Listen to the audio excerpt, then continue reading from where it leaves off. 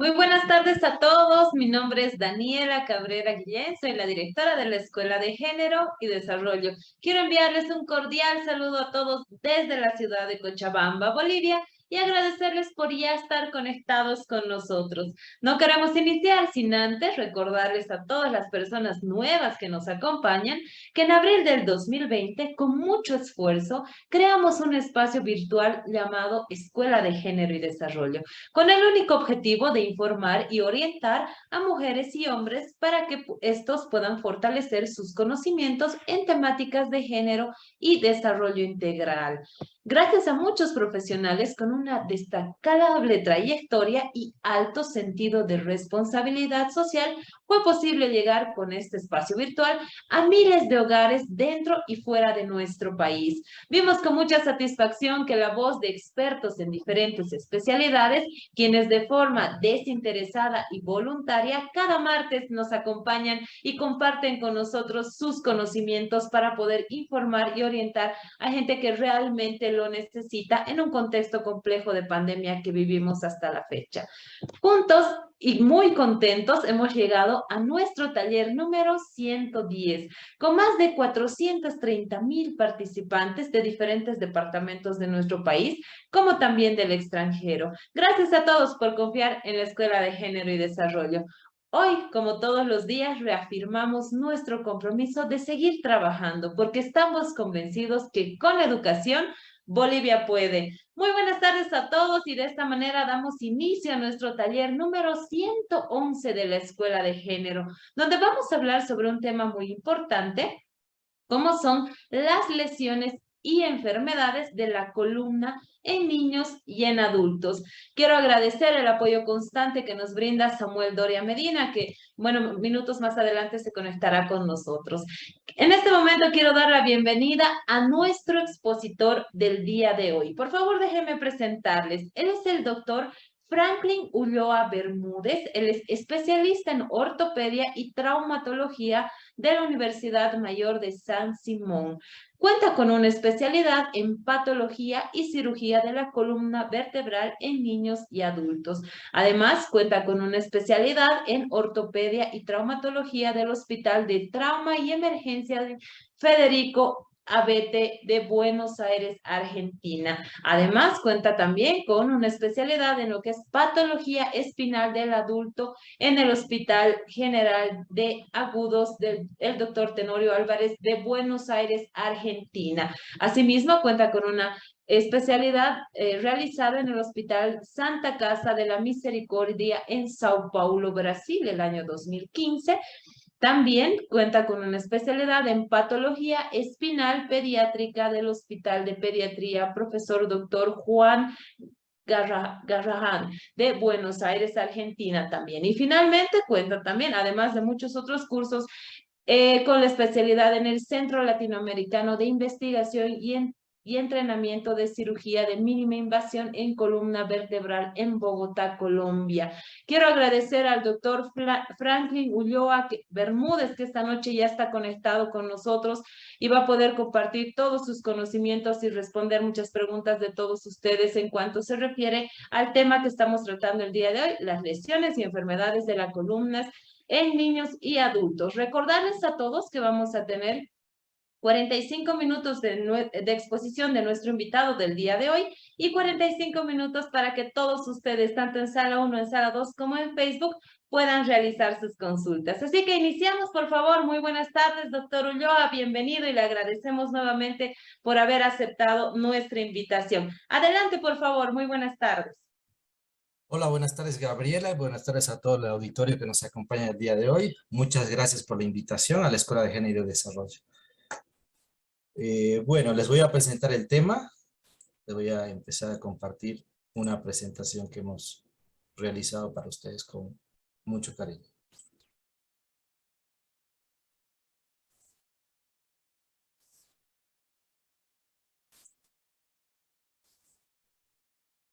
¿Se puede ver ahí? Así es, doctor. Vemos su pantalla. Adelante, por favor. Bueno, el tema que vamos a desarrollar el día de hoy son las lesiones y enfermedades de la columna vertebral, tanto en adultos como en pacientes pediátricos. La columna vertebral está formada por 26 huesos, llamados vértebras. Estas vértebras protegen la médula espinal y le permiten mantenerse de pie e inclinarse a las personas, ¿no? Está formada por 3 segmentos, un segmento cervical, dorsal y lumbar. El segmento cervical tiene 7 vértebras, el segmento dorsal tiene 12 vértebras, las vértebras lumbares con el segmento lumbar y el segmento sacrocoxígeo. La columna vertebral también tiene, bueno, aparte de la estructura ósea, tiene músculos y tendones, y va a albergar, va a proteger lo que es la médula espinal, la parte más importante tal vez de nuestro organismo, ¿no? La médula espinal hace que nosotros podamos sentir, movernos y demás cosas. Dentro de las exigencias que recibe la columna vertebral se encuentra la de sostener la cabeza, los hombros, la parte superior del cuerpo, ofreciendo además el soporte necesario para mantenerse erguidos, la flexibilidad para inclinarse o girar y como les decía, protege la médula espinal. Al ser una parte del cuerpo tan compleja, existen varios problemas que pueden alterar su estructura o lesionar las vértebras y el tejido. Frecuentemente estas lesiones van a provocar dolor o limitación al movimiento. Entre estas enfermedades o lesiones tenemos las infecciones, los traumatismos, los tumores, las enfermedades de la columna propiamente dicha y las patologías degenerativas. Bueno, vamos a arrancar viendo lo que son conceptos generales de las infecciones vertebrales. La infección vertebral es cuando un microorganismo patógeno, es decir, algo que va a provocar daño, invade la columna vertebral. El nivel torácico es el más frecuente afectado por estas infecciones, con un 50%, seguido de las infecciones lumbares, un 35%, y por último, las infecciones de la columna cervical, un 15%. La infección vertebral aparece por 3 vías. Pueden ser vías de diseminación de los microorganismos vía hematógena, es decir, puede haber una infección en cualquier sitio. Una simple carie dental puede provocar una infección en la columna vertebral. También puede ser la causa una inoculación directa. Alguna herida cerca de la columna vertebral también puede provocar una infección y por continuidad a partir de tejidos vecinos. Por ejemplo, una apendicitis por la infección que va a provocar en el apéndice y por continuidad de la columna esta se va a infectar. Hoy en día son cada vez menos frecuentes estas infecciones, ya que los avances en la asepsia, o sea, en la limpieza quirúrgica y en los antibióticos han reducido significativamente estas infecciones. He aquí algunos conceptos básicos de lo que son las infecciones vertebrales. Cuando llamamos empiema, epidural o subdural, son infecciones que se dan en un espacio de una cavidad, es decir, en el espacio epidural o subdural. Las osteomielitis vertebrales, cuando las infecciones están localizadas en el hueso propiamente dicho, en la vértebra. Las espondilodicitis, si la infección afecta exclusivamente el disco intervertebral, se va a denominar dicitis. Si es mixta, si esta va además a infectar la estructura ósea, se llamará espondilodicitis. Las meningitis también muy conocidas, es si la infección va a llegar a afectar las membranas que recubren el sistema nervioso central, ¿no? El sistema nervioso central, estamos hablando de lo que es el encéfalo y la médula espinal. El Staphylococcus aureus es el germen que se observa con mayor frecuencia en las infecciones. El Staphylococcus aureus es un saprófito, es decir, es una bacteria que vive en la piel de las personas. Es decir, alguna infección que no se la controla de cualquier sitio del cuerpo puede provocar una infección a distancia y llegar hasta la columna vertebral. Aquí podemos ver en la imagen de abajo una tomografía donde se puede ver una infección del disco intervertebral. No sé si pueden alcanzar a ver acá con el cursor, donde se ve una reducción de los espacios, una resonancia magnética con una lesión en la vértebra lumbar 3, que va a comprometer el conducto medular.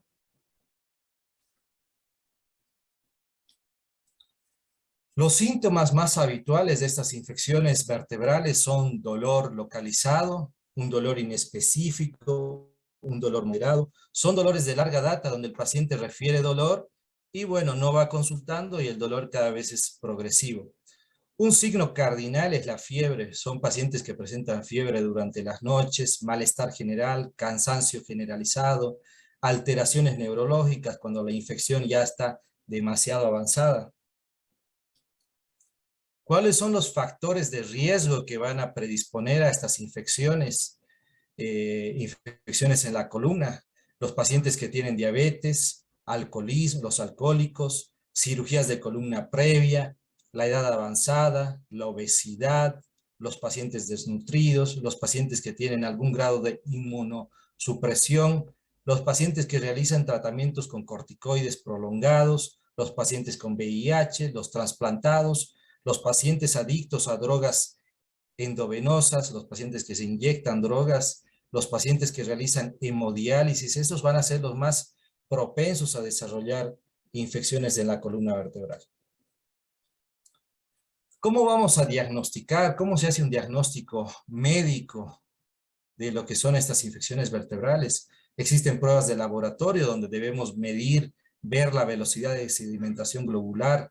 La proteína C reactiva es otro indicador de infección, es decir, la PCR, la procalcitonina y la fórmula leucocitaria es importante.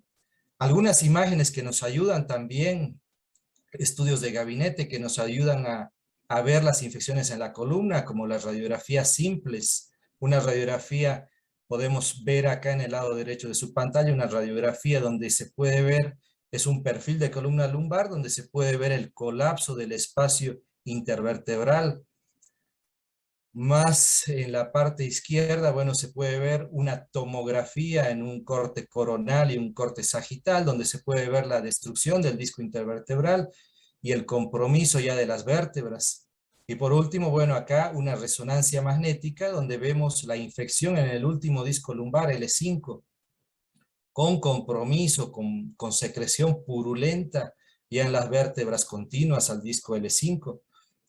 Un estudio que nos ayuda también a encontrar infecciones o cualquier patología en el esqueleto axial, en el esqueleto, se llama centellograma óseo. Es como un escáner que nos muestra sitios de infección tal vez ocultos. Es un estudio más prolijo, digamos, más profundo, de alta sensibilidad. Y por último, bueno, sacar muestras. Acá podemos ver una vértebra que está siendo puncionada en un tomógrafo. Esta es una aguja que va a sacar lo que es parte del disco intervertebral o parte del hueso para mandar a estudiar. Dentro del tratamiento de estas infecciones, cualquiera de estas infecciones, el tratamiento es endovenoso, internado y con antibióticos endovenosos. Si el absceso, si la pus va a producir una compresión sobre estructuras nerviosas, la cirugía va a estar indicada para aliviar la presión en esta zona afectada. La presión, la pus en una cavidad de la columna va a comprimir nervios y esta va a provocar demasiado dolor. Por eso está indicada que debemos sacar esa secreción purulenta, ¿no? Si debido a la destrucción ósea, también la pus destruye la parte ósea, presenta la columna una inestabilidad vertebral, se puede indicar una cirugía de estabilización.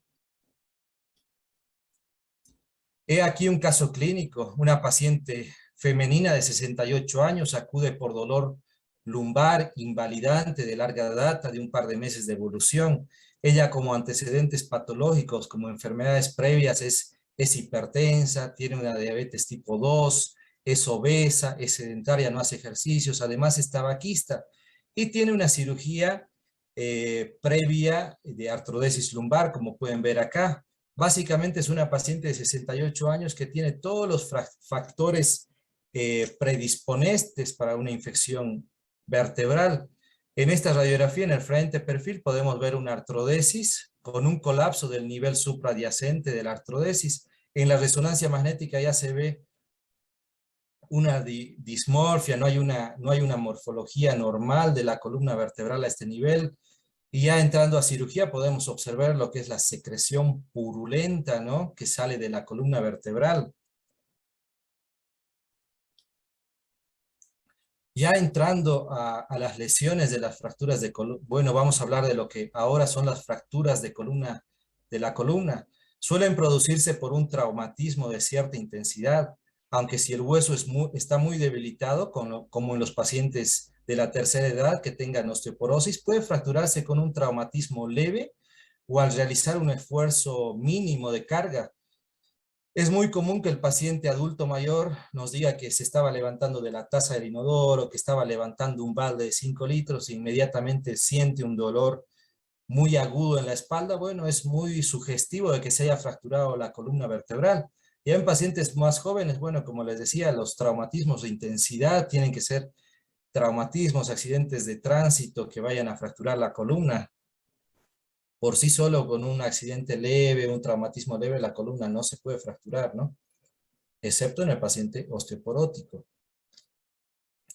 ¿Cuáles son los síntomas de estas fracturas vertebrales? Un paciente puede estar asintomático, puede estar sin dolor, más que todo se ven en pacientes osteoporóticos, están asintomáticos en reposo, pero con dolor dorsal o lumbar en la columna, incluso pueden tener un dolor que se irradia hacia alguna de las piernas al ponerse de pie al caminar.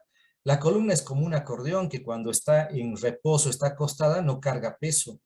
Entonces, no provoca dolor, pero cuando uno se pone de pie, carga peso y como hay alguna vértebra fracturada, bueno, va a tener cierto grado de dolor o va a tener un dolor de más invalidante, ¿no?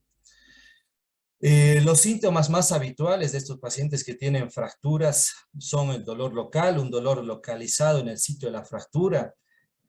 A la larga va a tener síntomas por afección nerviosa, si estas fracturas vertebrales, si los fragmentos de la fractura va a comprimir la médula o alguna raíz, ahí va a tener alguna afección nerviosa.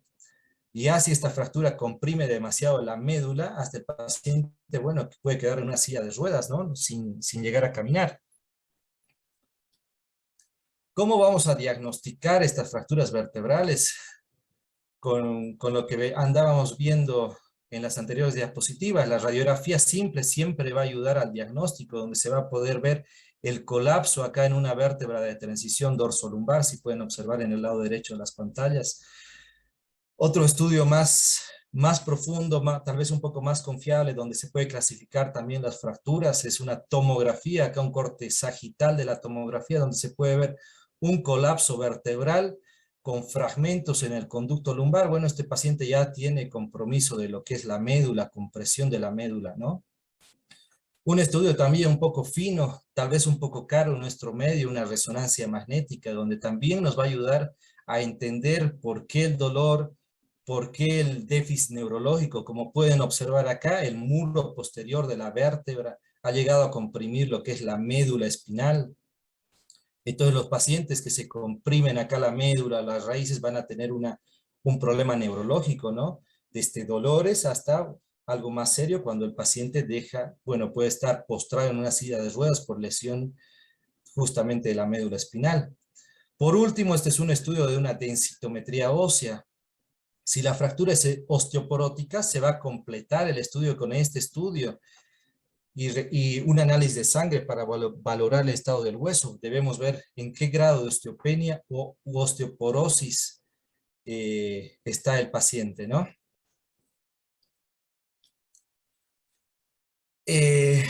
¿Cuándo vamos a realizar un tratamiento conservador? Es decir, un tratamiento no quirúrgico de estas fracturas espinales.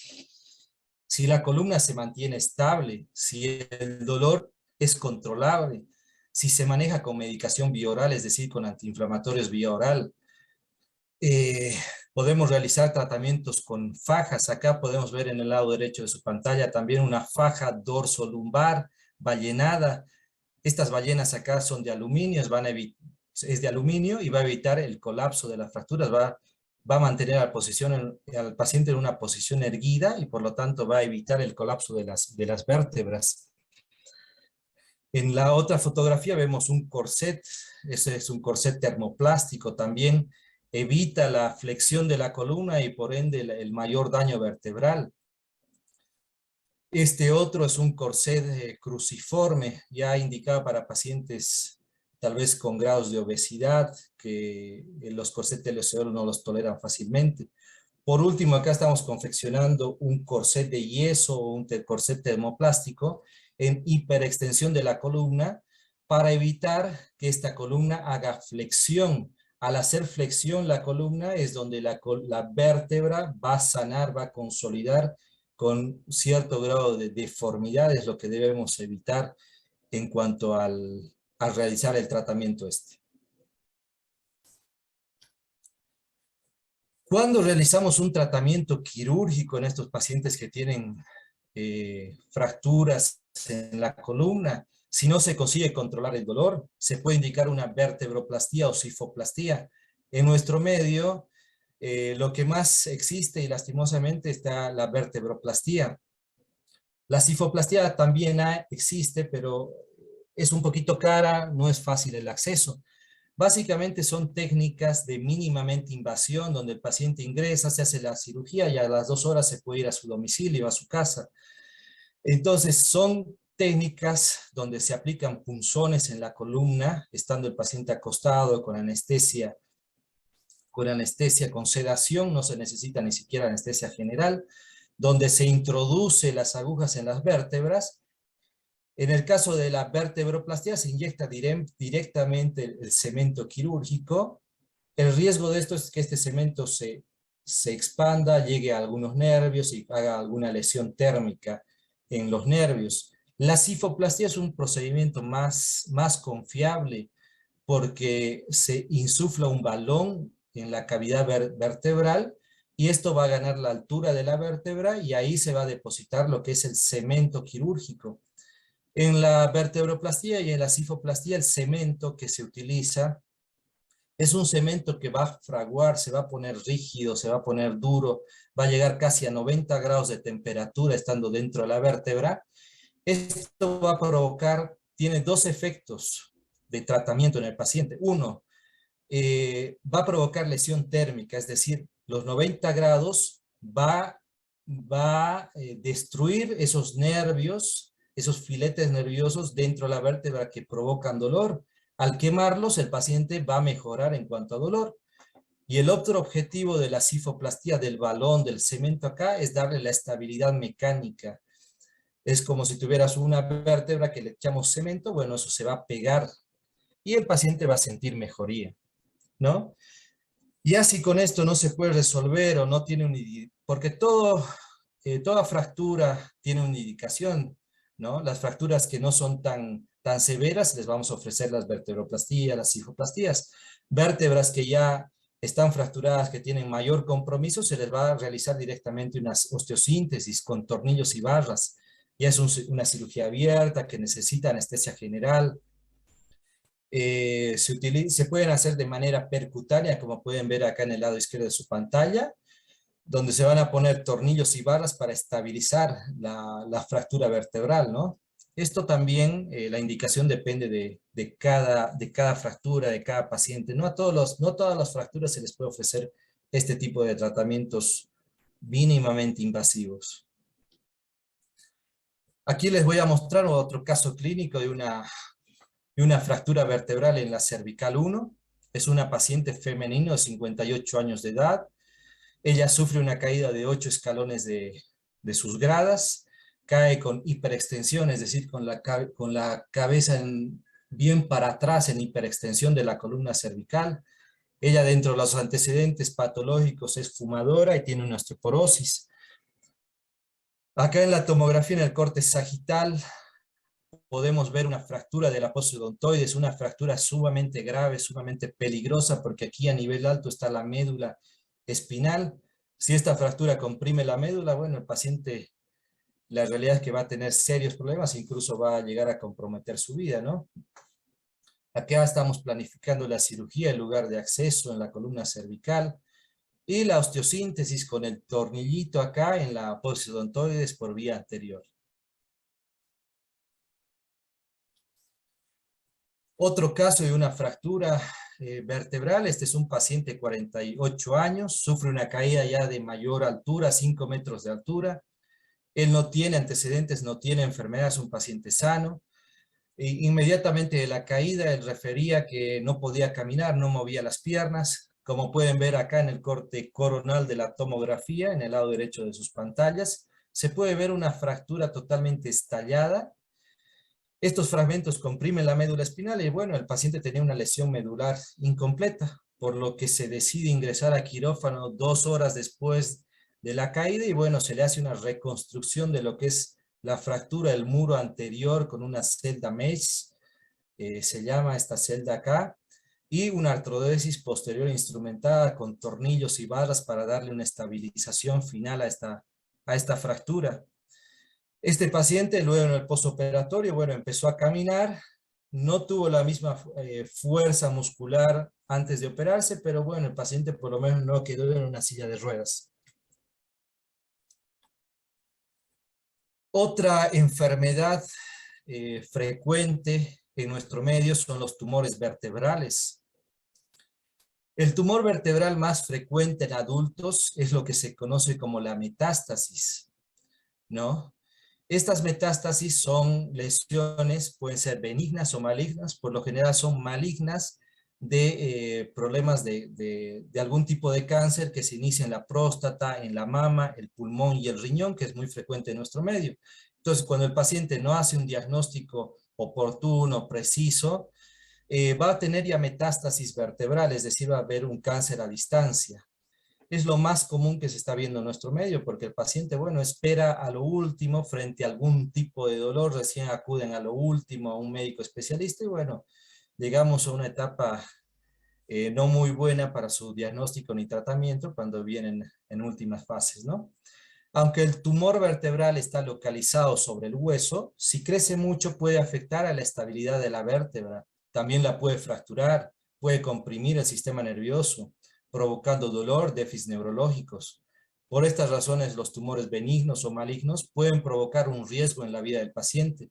En estas imágenes acá en la de arriba, en el lado izquierdo, podemos ver una resonancia magnética, donde tiene un tumor en la vértebra de transición dorsal, donde si ven la cinta, esta es la médula espinal, está siendo rebatida, llevada, comprimida para atrás por el tumor. Este paciente va a tener una lesión neurológica alta. Más abajo tenemos un corte sagitales de unas tomografías donde si pueden ver las fracturas no son todas iguales, ¿no? Hay fracturas hay vértebras que están borradas, están fracturadas. Esas son las imágenes de las metástasis. Este es un paciente con un estadio 4 de una metástasis vertebral por un cáncer de riñón. Ya en etapa última, un paciente joven que también de pronto se hubiera podido recuperar si hubiera llegado en una etapa más pronta para realizarle un diagnóstico, ¿no? ¿Cuáles son los síntomas de un tumor vertebral? El dolor no es tan agudo, es un dolor local que más empeora o se siente por las noches, un dolor que se puede irradiar hacia las piernas o los brazos, puede haber pérdida de sensibilidad progresiva, poquito a poco el paciente empieza a sentir que la sensibilidad no es la misma en su cuerpo, en sus brazos, en sus piernas, siente la movilidad más, menos movilidad, es decir, el paciente a veces puede caminar 100 metros, se cansa, las piernas no le responden, los brazos, las manos hacen caer las cosas, es así como son los síntomas de pacientes que tienen tumores. También en etapas ulteriores, o sea, finales, pierden los esfínteres, es decir, se hacen caca, se hacen pis, no sienten que están haciendo pis, no sienten que están haciendo caca. Y bueno, por último, se ve a un paciente postrado en silla de ruedas que, bueno, no puede caminar, se hace pis, se hace caca, necesita pañales, necesita atención, cosa que no llegaría a pasar si el paciente, bueno, se controlara como en su debido tiempo, ¿no? ¿Cómo se diagnostica el tumor vertebral? Con las mismas imágenes que les hablaba. Siempre es importante hacer las radiografías, la tomografía, donde también se pueden ver los tumores vertebrales, la resonancia magnética, el centellograma óseo, que es un estudio bien fino, que también nos ayuda a ver, tiene alta sensibilidad, nos ayuda a mostrar fracturas, tumores y demás cosas, ¿no? Es un estudio bastante fino para hacer diagnóstico de lesiones en el esqueleto más que todo. El tratamiento de estos tumores vertebrales o en la columna vertebral Bueno, puede haber un tratamiento conservador dependiendo a la estirpe, depende al tumor que tengamos. También consiste en realizar un seguimiento estrecho del paciente. Se pueden hacer cirugías también más agresivas, ¿no? Donde debemos sacar algunas vértebras que tienen algunos tumores. Se hace quimioterapia, radioterapia para reducir las lesiones. Acá en la resonancia magnética se puede ver en el lado derecho de su pantalla, se puede ver un tumor cervical. Esta es una prótesis de una vértebra, es una celda autoexpansible, donde se reemplaza, acá pueden ver en las radiografías, donde se saca las vértebras y se reemplaza la vértebra con esta celda acá y con la artrodesis posterior instrumentada, ¿no? Del paciente para darle estabilidad. Es un tratamiento, como les decía, mucho depende del tipo de tumor. Si es un tumor que sacándolo de pronto se resuelve el problema, o es un tumor ya que nos ha dado una metástasis, donde simplemente tenemos que darle confort al paciente, ¿no? No todos los tumores son operables, depende al estadio, depende al tipo de paciente que tengamos. Acá les voy a presentar también un caso clínico de un paciente que tiene una fractura patológica. Se dice fractura patológica a estas fracturas que se provocan por tumores, en este caso por una metástasis tumoral. Era un paciente de 78 años, tenía un antecedente cáncer de estómago y tenía fracturas patológicas en la columna por metástasis. Este paciente ya estaba en un estadio 4. Era un paciente que, bueno, ya mucho tiempo no tenía de sobrevida, ¿no? Es decir, se iba a morir, pero tenía un dolor muy invalidante, por lo que nosotros como equipo, bueno, se le ofrece un tratamiento mínimamente invasivo, que es una cifoplastía, como les explicaba.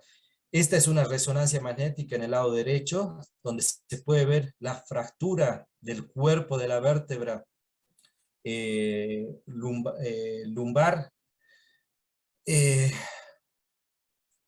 esta, bueno, estamos mostrando cómo se hace, son las agujas que se introducen en las vértebras, tienen un manguito donde se mide la presión, se insufla lo que es un balón en la vértebra, se le inyecta el cemento quirúrgico. Este cemento, como les decía, quema los nervios adentro de la vértebra y va a provocar que el paciente no tenga dolor, porque ya no va a tener esos nervios que van a llevar la sensibilidad del dolor, y le va a dar la estabilidad mecánica. Como es un cemento, va a agarrar los fragmentos de las vértebras y bueno, por lo tanto el paciente va a estar mucho mejor en cuanto a dolor, va a tener por lo menos una sobrevida más aceptable. Otro caso clínico, para que vean que no todo es cirugía en cuanto a lo que es columna, cuando se hace un buen diagnóstico, un buen tratamiento. Esto es una paciente de 18 años de edad, tenía un tumor, un estoma osteoide, es un tumor benigno, pero muy doloroso en el paciente. Se presenta con dolor nocturno más que todo, era un dolor nocturno de larga data. Ella venía con dolor de hace 3 años en la región sacra derecha, es decir, en la región glútea derecha. Ella visitó múltiples centros de columna, muchos médicos, realizando los estudios de imágenes cotidianos como la resonancia magnética, la tomografía, las radiografías. Esta lesión, como el osteoma osteoide es un tumor demasiado chiquito, tiene un diámetro de 0,5 centímetros de diámetro, mucho no se lo puede ver, a veces pasa desapercibido, se lo debe sospechar. Entonces, en la tomografía ya en la región acá sacra, en el alerón sacro, si ustedes me siguen con el cursor de la pantalla, tiene una especie de un redondito muy chiquito. Bueno, eso nos hace sospechar de un osteomastoide. Por lo general las lesiones son redonditas de 0,5 centímetros de diámetro. Ya realizándole un estudio más fino, este es un centellograma óseo, si pueden ver, en la flecha roja está marcando hipercaptación del osteomastoide en la región sacra. Con esto ya se hace un diagnóstico definitivo y por lo que se le ofrece al paciente un tratamiento mínimamente invasivo, que consiste en quemar el tumor con una aguja, como pueden ver acá, se hace en un tomógrafo, el paciente inmediatamente luego de hacer el procedimiento se va a la casa y básicamente a los 2, 3 días refiere que ya no tiene dolor. Acá pueden ver en el lado derecho de su pantalla, bueno, donde está el paciente en tomógrafo con la aguja puesta en la región sacra, y el aparatito que se ve ahí de fondo es un equipo de radiofrecuencia, es un equipo que por radiofrecuencia emite temperatura a casi 90 grados de temperatura, entonces la puntita de la aguja va a conducir esta temperatura y va a quemar la lesión tumoral. Es un tratamiento mínimamente invasivo que se lo puede realizar también en este tipo de tumores. Bueno, entramos ya a lo que son las enfermedades de la columna vertebral, en este caso la escoliosis. Bueno, la escoliosis es una desviación tridimensional en el plano lateral, frontal y coronal de la columna vertebral. Como pueden ver acá en el lado derecho, se ve una... Bueno, vamos a arrancar por el lado izquierdo, donde se ve un espinograma, un frente y un perfil, donde se ve el esqueleto totalmente recto, de frente o viéndolo de atrás, y en el perfil vamos a ver la columna con sus curvaturas normales, la cervical, la dorsal y la lumbar, que es lordótica, la dorsal, que es sifótica, y la columna cervical, que tiene la lordosis. En el lado derecho podemos ver una escoliosis, como pueden ver ahí, tiene medida de torácica 5 a torácica 11, tiene 47 grados, ya con indicación quirúrgica. Este es el espinograma visto de lateral, donde se puede ver que las curvaturas normales también las ha perdido. Y el paciente clínico, ¿no? Mirando desde atrás, vamos a ver un hombro más elevado que el otro, vamos a ver una escápula derecha más prominente que la otra escápula, el triángulo de la talla asimétrico. El triángulo de la talla no es otra cosa que el triángulo, el espacio que se forma entre el borde interno del brazo con el borde externo del cuerpo. Si ven ustedes, el triángulo de este lado es asimétrico frente al otro. El nivel de las caderas también debemos observar. Una cadera, una cresta ilíaca es más alta que la otra, y también la simetría en el tórax visto en el paciente de frente.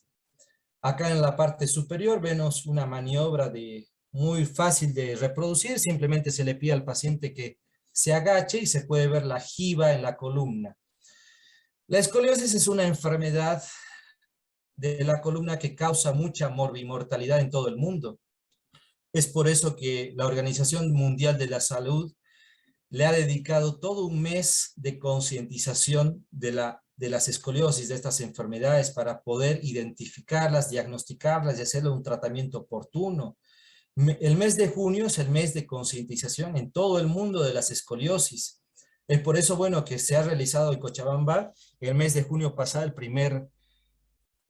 se ha celebrado, se ha realizado la primera jornada de contraescoliosis, ¿no? Detección temprana de pacientes con escoliosis.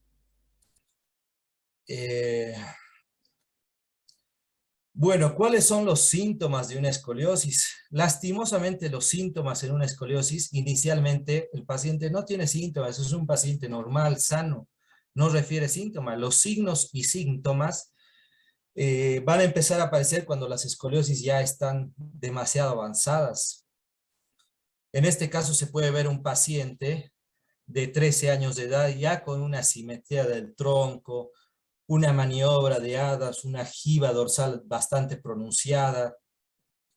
Y por último, el síntoma, bueno, cuando las escoliosis ya están demasiado avanzadas, va a ser el dolor, va a tener dolor, si la escoliosis es demasiado avanzada, va a tener dificultad respiratoria, puede llegar a tener problemas cardiorrespiratorios, gastrointestinales, porque imagínense que la caja torácica tiene una deformidad, entonces se comprime lo que son los pulmones, el corazón, entonces el paciente va a presentar sintomatología relacionada al daño de sus órganos.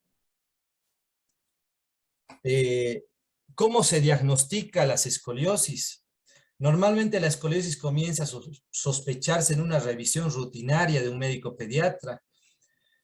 Las escoliosis por lo general son hallazgos que se hacen. El paciente por alguna causa le hacen una radiografía y aparece con la columna totalmente torcida, ¿no? Entonces es ahí donde aparecen los primeros signos de escoliosis. ¿Por qué acá les pongo una diapositiva, una imagen de un ojo ahí un poquito tétrico, ¿no? porque básicamente cualquiera de nosotros puede diagnosticar una escoliosis, el padre, el hermano, los tíos, los amigos. Básicamente es mirarle la espalda a los niños, mejor si es una espalda con el torso desnudo, mirarles que estén así, que estén simétricos, el nivel de los hombros, la curvatura de la columna, el nivel, las crestas ilíacas, que sean niños que estén totalmente simétricos. Frente a cualquier asimetría, lo mejor es consultar con un médico especialista porque se puede tratar de un problema de una escoliosis, ¿no? Dentro del tratamiento conservador de lo que son las escoliosis, el tratamiento no quirúrgico incluye los ejercicios, la RPG, que tal vez algunos han escuchado, que la RPG, las siglas en abreviación, significa rehabilitación postural global. Es decir, son todos los ejercicios que nos van a ayudar a fortalecer nuestra columna. El tratamiento ortopédico va a consistir en la utilización de corsets, pueden ser de plásticos, como pueden ver acá, o cuando son niños muy chiquitos, el corset no le anda bien, hay que hacer, esta es una mesa de riser donde se tracciona al paciente con anestesia general, se endereza la columna y en esa columna enderezada se arman corsets a medida para evitar la progresión de las curvaturas de la escoliosis. El tratamiento quirúrgico de estas escoliosis, casi el 90% de los casos no es necesario un tratamiento quirúrgico si se los detecta a tiempo. Un mínimo porcentaje de estos pacientes que tienen escoliosis, el 10%, va a necesitar la artrodesis posterior instrumentada de la escoliosis, donde vamos a básicamente enderezar la columna vertebral con tornillos y barras. Gracias a Dios esto está bastante avanzada esta cirugía, está muy reglado en cuanto a los pasos, se utilizan tornillos de titanio, barras de titanio. Entonces, es una columna, es una cirugía que se la está realizando con mucho éxito ya, ¿no? Antes, claro, tenía un paciente que se le hablaba de operar la columna, tenía bastante miedo, pero como les decía, ahora son cirugías que se hacen con monitoreo, son mucho más seguras. No sé si me siguen hasta acá, ¿se está escuchando bien? Sí, doctor, lo escuchamos muy bien. Adelante, por favor. Bueno, muchas gracias. Vamos a continuar. Les voy a presentar el caso de una escoliosis de inicio temprano. Estas escoliosis de inicio temprano la puse, bueno, en primer lugar. ¿Por qué? Porque son escoliosis que se desarrollan en nuestros niños hasta los 10 años de edad.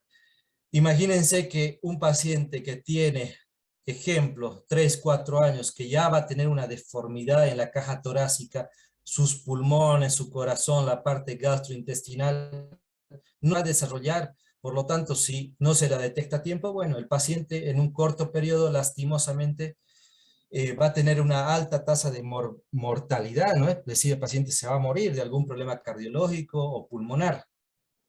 Este es un pacientito de 7 años de edad que tiene una cifoescoliosis neuromuscular. El diagnóstico era una atrofia de médula espinal. El tratamiento que se le ha realizado es una distracción sucesiva con barras magnéticas. Las barras magnéticas es lo último que estamos manejando en tratamientos quirúrgicos en pacientes pequeños de menos de 8 a 10 años de edad. Se tratan de barras que se las puede elongar de manera externa con un control remoto, ya no operando al paciente. Se opera una sola vez, donde se ponen los tornillos a proximal, a distal, se pone la barra y esa es la única cirugía que necesita. Si me permiten, voy a salir un momento de la presentación. Les quiero mostrar un video de cómo trabajan estas barras de crecimiento guiado. Son un poquito caras, pero un tratamiento muy bueno para este tipo de pacientes. ¿Pueden ver el video? No, doctor, no podemos ver el video en este momento. A ver, vamos a intentar.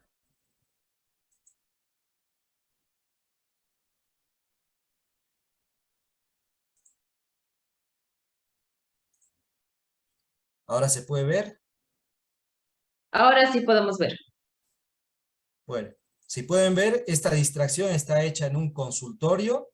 Este es un aparato que por magnetos, colocando en la espalda del paciente, vamos a hacer que la barra crezca dentro del paciente y nos vamos a evitar aproximadamente 10 cirugías en este paciente, porque el tratamiento de estas escoliosis es como les explicaba, ¿no? Hay que hacer muchas cirugías hasta que el paciente llegue a una etapa adulta de crecimiento. En eso consiste el tratamiento que les he querido mostrar con las barras magnéticas, que es lo último que se está manejando en escoliosis en pacientes pequeños. Vamos a volver a nuestra presentación.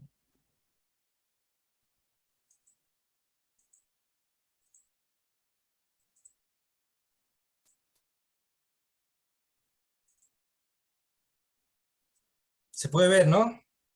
Sí, doctor. Bueno, este es el sistema MAGEC, que son las barras de crecimiento magnético. Ya les había adelantado un poquito. Se puede ver acá en la última fotografía cómo es la barra. Telescopa, es decir, se expande con el aparato ese que les he mostrado. Y bueno, es un poquito caro, pero la realidad es que está dando muy buenos resultados. Este es otro tratamiento un poco más, no casero, pero más antiguo, donde también andan muy bien, pero necesitan lastimosamente de cirugías cada año en los pacientes pequeños, ¿no? Pueden ver el espinograma acá con la escoliosis en la parte derecha. Se le pone un implante que son los tornillos en el ápice de la curvatura, tornillos aproximal a distal, y conforme la columna vaya creciendo, estas barras acá se van deslizando solas y bueno, la escoliosis se va resolviendo también. También es un tratamiento muy valedero en nuestro medio. Es una técnica que se llama SILA. Son las barras de crecimiento guiado. Básicamente es como ponerle a un arbolito que está creciendo torcido, un tronquito al lado para que esto pueda crecer mejor, ¿no? Acá les he querido mostrar un caso de una escoliosis asociada a neurofibromatosis, un caso de una escoliosis severa de una niña de 13 años, donde se puede ver, bueno, la escoliosis en el lado derecho, una escoliosis demasiado severa con un ángulo de 137 grados, la espalda totalmente asimétrica. Esta niña, bueno, ya tenía problemas respiratorios más que todo y sufría mucho bullying, ¿no? Que bueno, ahora está de moda en las escuelas y demás cosas, lastimosamente. Esta es una reconstrucción tridimensional con una tomografía de la columna vertebral con la deformidad. Unas fotos intraoperatorias, cómo se pone al paciente en tracción. Estas cirugías se operan con un equipo quirúrgico, se opera con un neurofisiólogo que nos va a monitorizar la médula espinal, los nervios. Acá, bueno, el posoperatorio inmediato, donde se ve ya la corrección de la escoliosis, ¿no? Con la curación. Acá están unas fotos comparativas, lo que es la escoliosis, ya con los tornillos pediculares, las balas puestas, la realidad que ha ido muy bien el tratamiento de esta niña. Y las fotografías finales, donde se puede ver acá la paciente, el antes y el después. Realmente, como les decía, si uno hace un diagnóstico y un tratamiento oportuno de estas enfermedades, se puede llegar a tener muy buenos resultados. Para que vean que no todo es cirugía en las patologías de columna vertebral, acá les presento un tratamiento conservador de una escoliosis de una niña cuando nos tocó tratarla tenía 12 años, una escoliosis dorsolumbar, si pueden ver acá en el lado derecho. Le pusimos el corset tipo TLCO, es un corset termoplástico, donde van con unas cuñas a nivel del ápice de la curvatura. Esto hace que la columna se enderece. Hay que utilizar estos corsets lastimosamente hasta la época del fin del crecimiento óseo, que más o menos está hasta los 16, 17 años en la mujer y en el varón. Y acá en la última fotografía del espinograma se puede ver una corrección total con el corset, ¿no? Y termina el tratamiento cuando termina de crecer la estructura ósea. Y acá unas fotos clínicas del paciente utilizando el corset, que como les decía, cuando esto se diagnostica en grados bajos, anda muy bien el tratamiento. La utilización de estos corsés está indicada en pacientes que tienen potencial de crecimiento, es decir, que están creciendo y que tienen una curvatura de menos de 40 grados. Cuando el paciente ya nos viene a la consulta con una curvatura de 45, 40 grados, lastimosamente eh, lo que nos toca tratar ya es algo muy severo, que necesita sí o sí cirugía, ¿no? Bueno, para continuar la presentación, acá vamos a ver dentro de las enfermedades también la famosa hernia de disco. Cuando parte del disco intervertebral, es decir, el núcleo pulposo, se desplace hacia la raíz nerviosa, la presiona y va a producir un intenso dolor. Si la hernia es voluminosa, puede producir lo que se llama un síndrome de Caudequina, que esta es una urgencia quirúrgica. Como pueden ver acá en la resonancia magnética de abajo, se puede ver una hernia de disco gigante lumbar que compromete todas las estructuras nerviosas. Por lo tanto, el paciente viene con déficit neurológico, entonces a ese paciente hay que ingresarlo inmediatamente a cirugía para liberar esos nervios.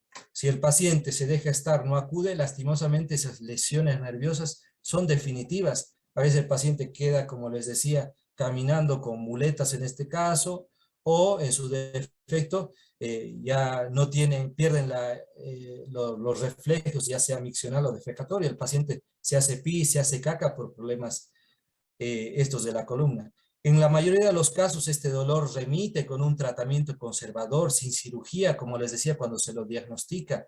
Sin embargo, aproximadamente un 10% de ellos van a requerir una intervención quirúrgica para su tratamiento.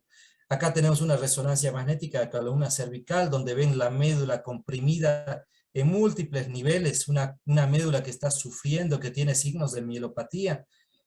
En el centro de sus pantallas vemos una hernia de disco dorsal también, donde vemos la hernia de disco que está comprometiendo la médula dorsal, y por último la hernia de disco lumbar.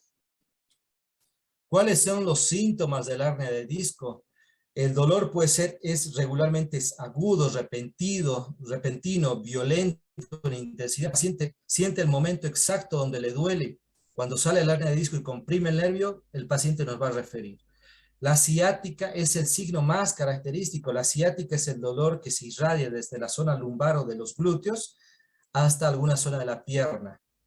Puede llegar hasta la punta del dedo gordo. El dolor es típicamente mayor al toser, al sentarse. El paciente va a presentar parestesias, es decir, una sensación de hormigueo en la pierna, en el pie, y conforme pasa el tiempo va a empezar a sentir pérdida de fuerza en la pierna o en una incontinencia urinaria, ¿no? Es decir, el paciente se va a orinar, va a perder el reflejo miccional. ¿Cómo se trata las hernias de disco? El tratamiento de la cirugía de la hernia discal tiene como objetivo la liberación de la raíz nerviosa comprimida, responsable de la sintomatología. No todas las hernias de disco se operan. Las hernias de disco que van a comprometer, que van a comprimir los nervios, es la que necesita cirugía. Hay muchos pacientes que tienen hernias de disco y no tienen dolor porque no comprimen nervios, ¿no? Entonces, a esos pacientes hay que indicarles medidas higiénico-dietéticas como ejercicios, bajar de peso, enseñarles a hacer su actividad laboral. Aquí algunas imágenes de cómo son las cirugías mínimamente invasivas de la columna lumbar por hernias de disco. Básicamente es una cirugía que se puede operar por tubitos, por incisiones de 2-3 centímetros de diámetro, donde el paciente a las 2 horas, 3 horas se puede ir a su casa, a su domicilio. Un caso clínico acá de una hernia de disco cervical, donde se puede ver la resonancia con múltiples hernias de disco cervicales que comprometen la médula. Ya cuando el paciente tiene signos de mielopatía, es decir, lesión de la médula espinal, esos pacientes hay que ofrecerles un tratamiento quirúrgico. No hay que ir con un tratamiento conservador porque puede empeorar y el paciente puede quedar en una silla de ruedas. Acá una imagen intraoperatoria de cómo quedan el implante, las cajas intersomáticas. En este caso se puede ver arriba en 3 niveles. La radiografía, el control postoperatorio, acá con las cajas intersomáticas, donde se ha sacado los discos intervertebrales, las hernias de disco. Y la cirugía mínimamente invasiva acá, donde casi no se ve la incisión en la columna cervical, ¿no? Son heridas que no se las logra ver a simple vista. También para demostrarles que no todo es quirúrgico en la columna, aquí procedimientos de mínima invasión que también realizamos, los bloqueos radiculares en este caso. El paciente tiene una hernia de disco en el último espacio, se puede ver una hernia de disco acá, que comprime el nervio.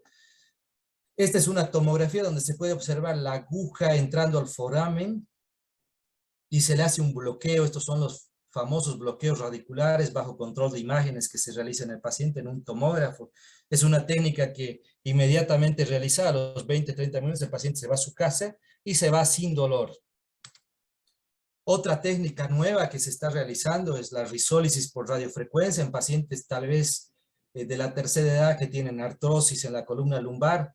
Acá una radiografía con artrosis, donde se puede ver la introducción de las agujas del equipo de radiofrecuencia en la columna lumbar, el equipo de radiofrecuencia. Y bueno, esta técnica realmente sirve acá, el equipo quirúrgico, demostrando que esta es una técnica factible para ofrecer al paciente que no se puede operar. Es una técnica mínimamente invasiva, donde también el paciente se va a su domicilio sin dolor o con un dolor más tolerable. Y por último, bueno, el objetivo de la charla esta es enseñarles un poquito las medidas para evitar el daño en la columna vertebral. Básicamente estas medidas son las medidas higiénico-dietéticas, explicarle al paciente que debe permanecer, tener un peso ideal, no estar obeso, no estar sedentario, no fumar, cuidarse de las enfermedades como la diabetes, hipertensión que predisponen a estas enfermedades de columna. Los ejercicios que debemos enseñarle básicamente son todos los ejercicios que van a fortalecer la musculatura dorsal de la espalda, los músculos espinales, fortalecer la prensa abdominal, fortalecer y elongar los isquiotibiales. Esos son los músculos de la columna vertebral. Algunas formas de trabajar en un escritorio, ¿no? Acá se ve la forma incorrecta, donde el paciente tiene un fulcro, está agachado, está en mala posición. La forma ideal es con las caderas y las rodillas flexionadas en 90 grados, recto, con los pies apoyados, la columna cervical sin doblarla, sin flexionarla. El monitor debe estar a nivel de los ojos, paralelo a nivel de los ojos, donde no debemos moverlos. Los codos deben estar casi a 90 grados frente a nuestro escritorio. Esta es la forma ideal donde debemos levantar los objetos, nunca hacer este movimiento acá como les marca la cruz, nunca agacharse y levantar. Siempre debemos arrodillarnos y levantarnos con el objeto pesado. Si este objeto pesado en esta forma pesa 10 kilos, en esta forma mal hecha va a pesar 30 kilos por el brazo de palanca, y el brazo de palanca directamente acá cuando levantamos de esta forma está en la columna lumbar. Y si hacemos estos movimientos repetitivos, somos propensos a sufrir hernias de disco o artrosis en la columna lumbar. Algo que en la consulta mucho más que todo las mamás cuando tienen a su niño con dolores de columna. Los dolores de columna en pacientes pediátricos no es lo usual, no debería haber dolores de columna. Nos preguntan cuánto debe ser la mochila de pesado, ¿no? Y la respuesta que le debemos dar es el 10 a 15% del peso corporal del niño.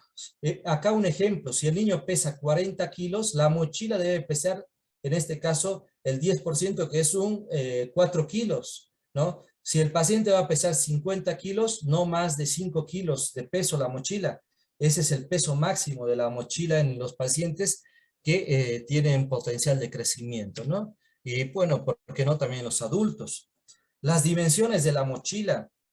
La altura de la mochila no debe superar la altura del tronco en el niño, a nivel de los hombros, y mejor si es a 5 centímetros por encima del cinturón del niño, ¿no?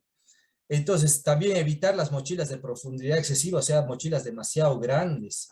El transporte, la postura, si transportamos mal la mochila, pueden observar acá, hace mucho brazo de palanca en la zona cervical y en la región dorsal. Esas son columnas que tienen movimiento, entonces, por lo tanto, si el niño va a estar caminando agachado con un peso excesivo, va a tener problemas de columna cervical y dorsal a la larga. Este niño a la larga va a tener hernias de disco.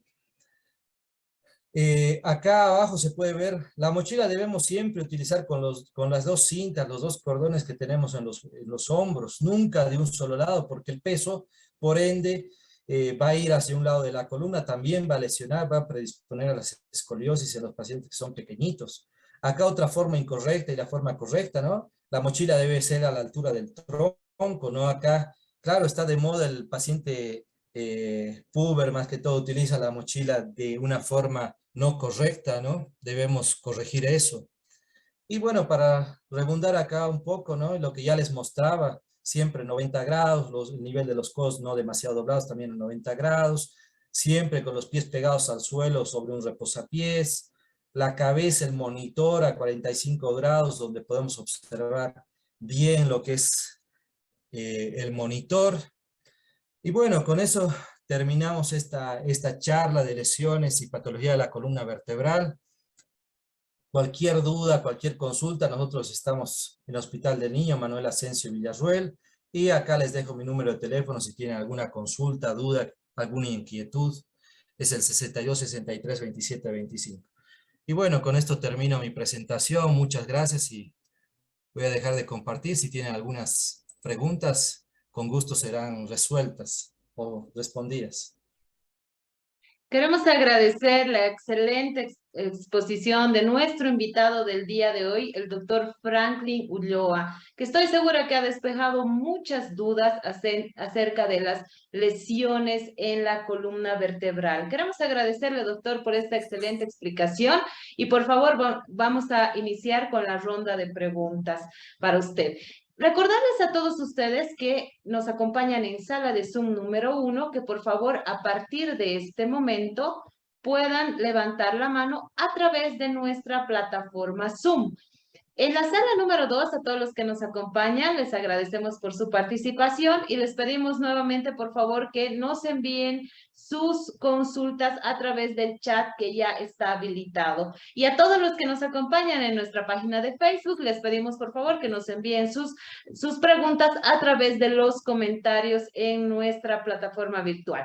Doctor, tenemos muchísimas preguntas para usted, así que vamos a iniciar, por favor, en este momento. Les vamos a pedir a todos los que nos acompañan en sala 1, que por favor sean muy puntuales al momento de realizar su consulta para dar mayor amplitud a las preguntas que tenemos el día de hoy. Así que habilitamos el micrófono de Omar Martínez Reynolds. Por favor, adelante Omar, buenas noches. ¿Desde dónde nos acompaña?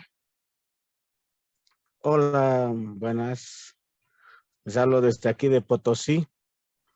Y solamente quería hacerle una pregunta. Yo soy una persona que soy activa en el fútbol y me comenzó a doler la espalda hace casi de 2 meses al jugar.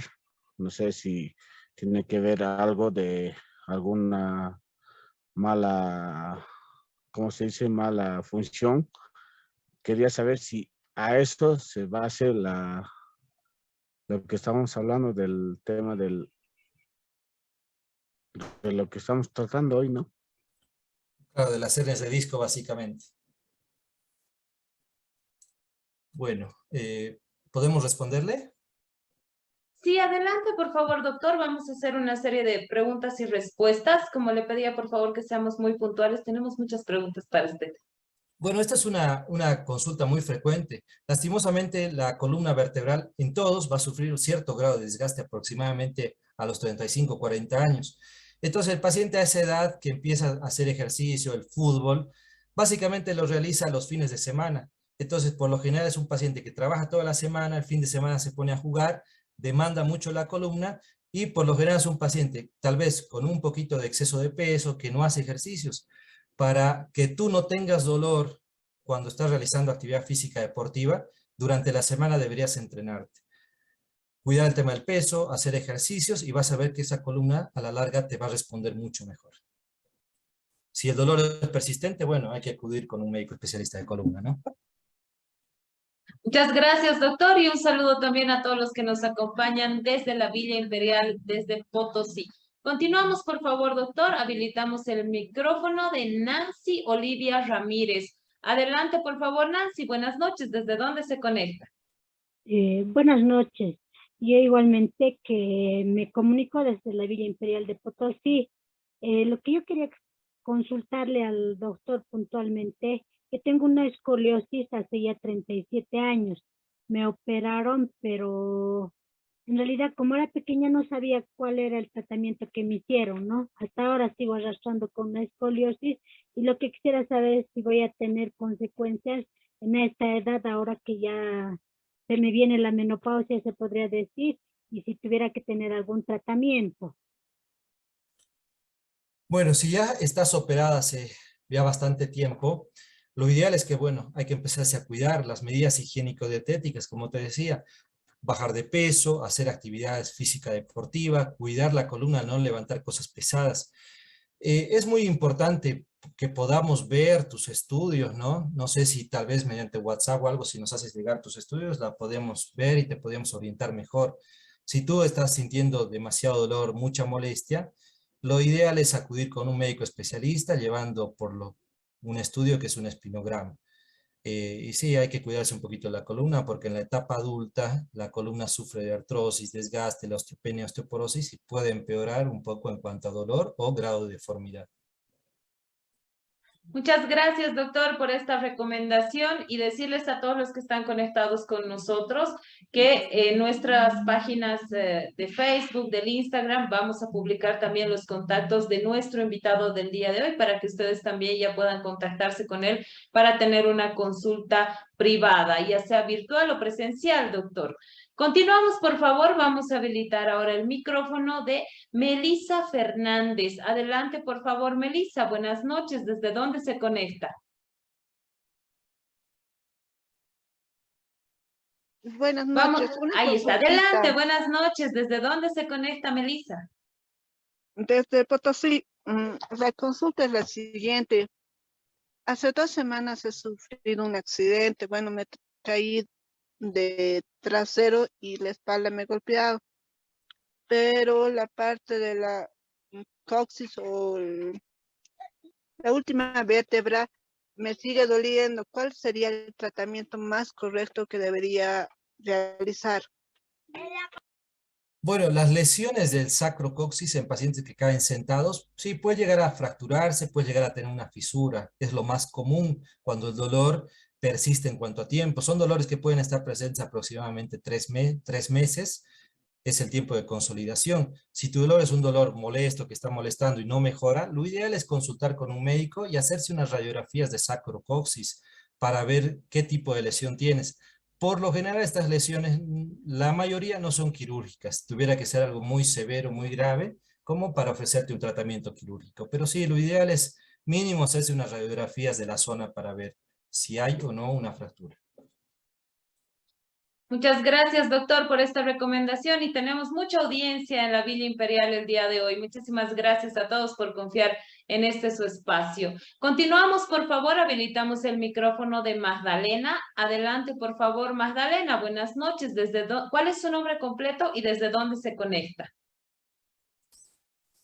Buenas noches, mi nombre completo Magdalena Fernández Yucra y me conecto de acá de Santa Cruz.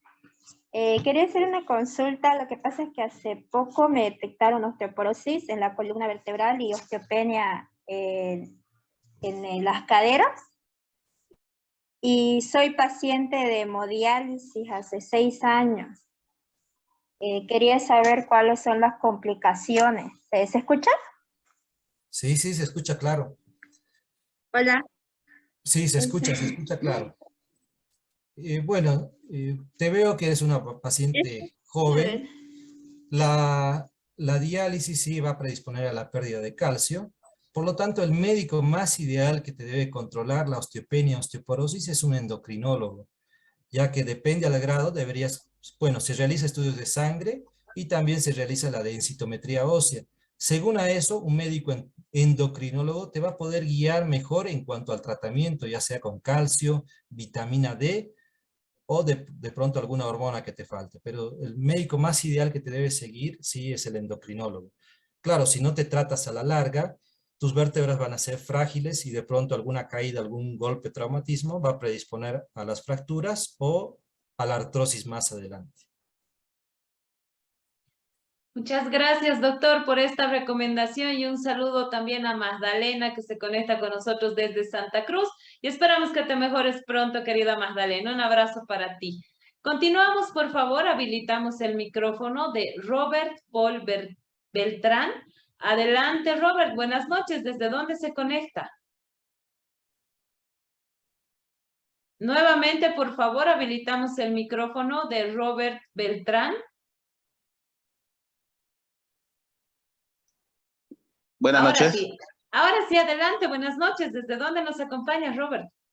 Buenas noches, de aquí de Santa Cruz de la Sierra. Mi consulta es en un paciente con protrusión discal, ya paciente deportista, joven.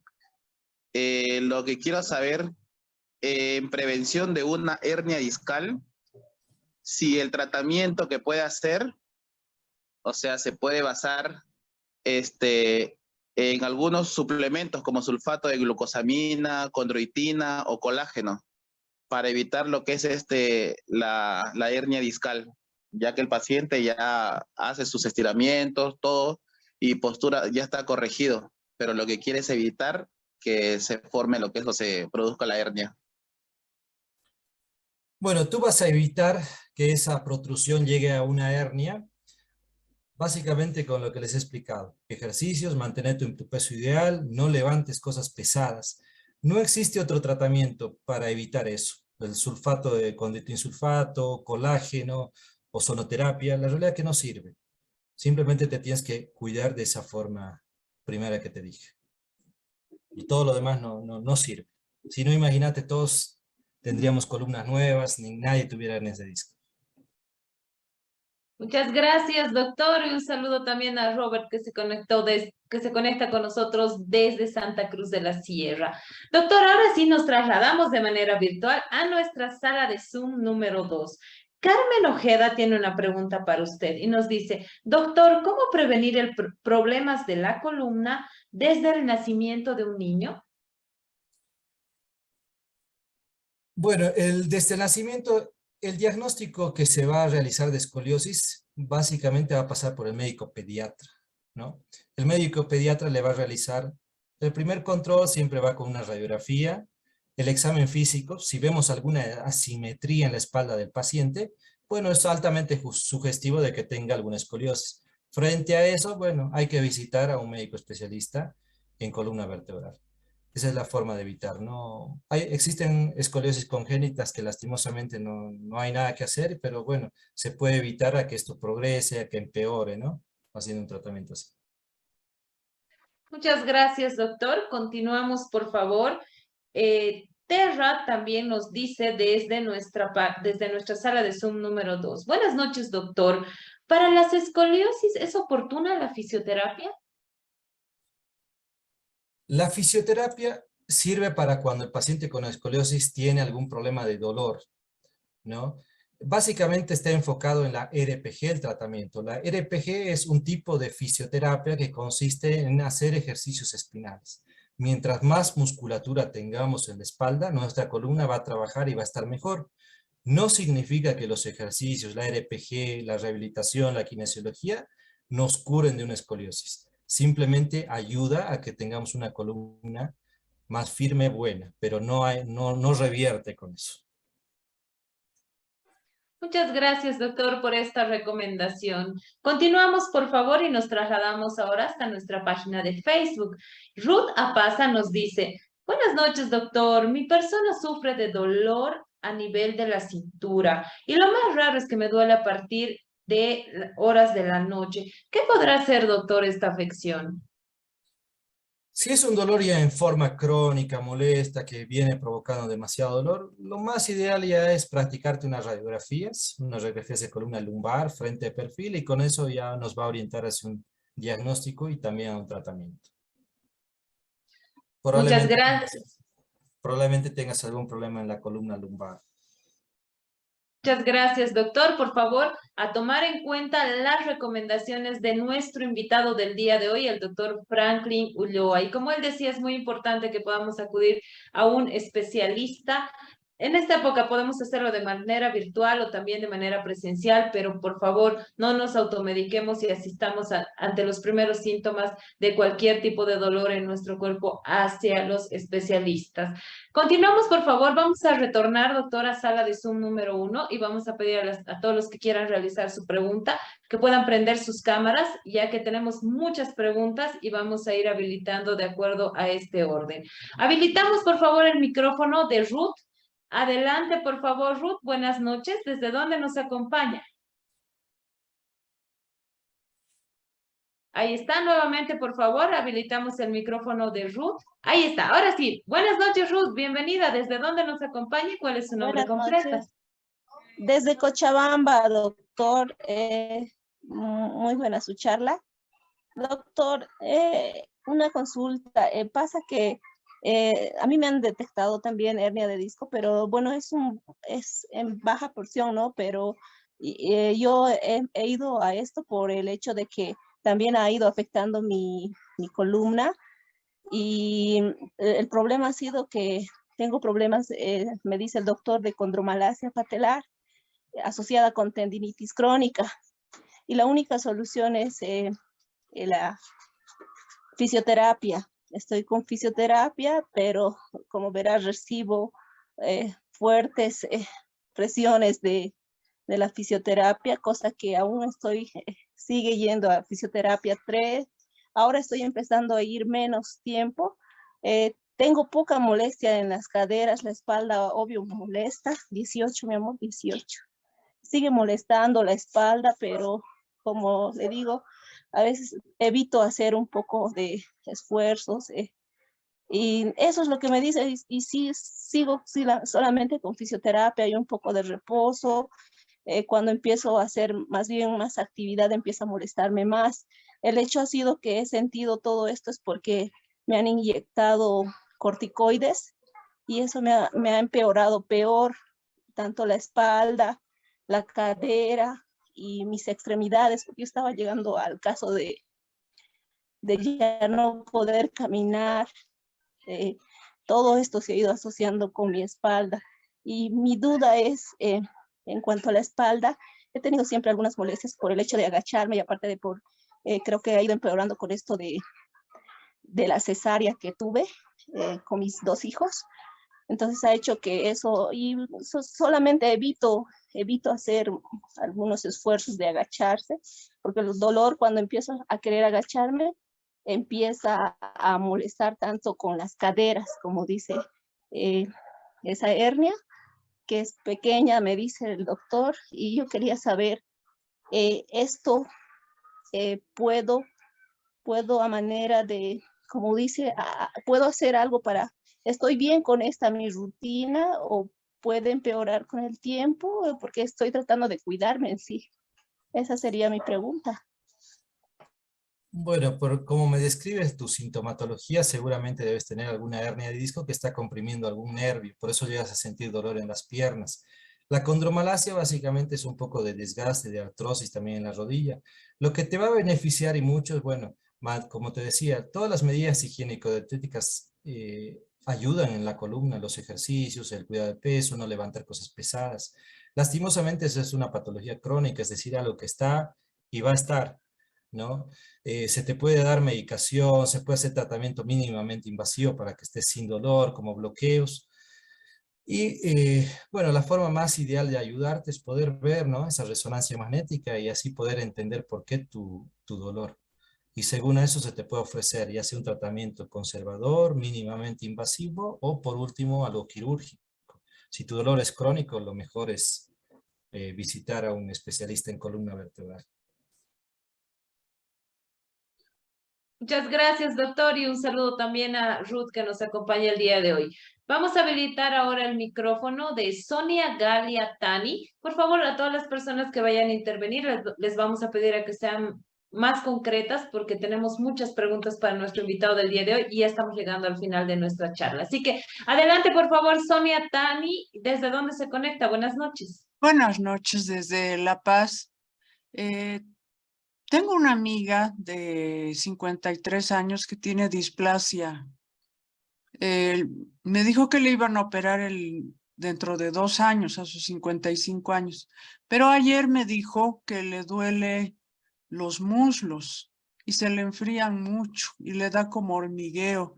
¿Podrá ser, doctor, algún problema de la columna?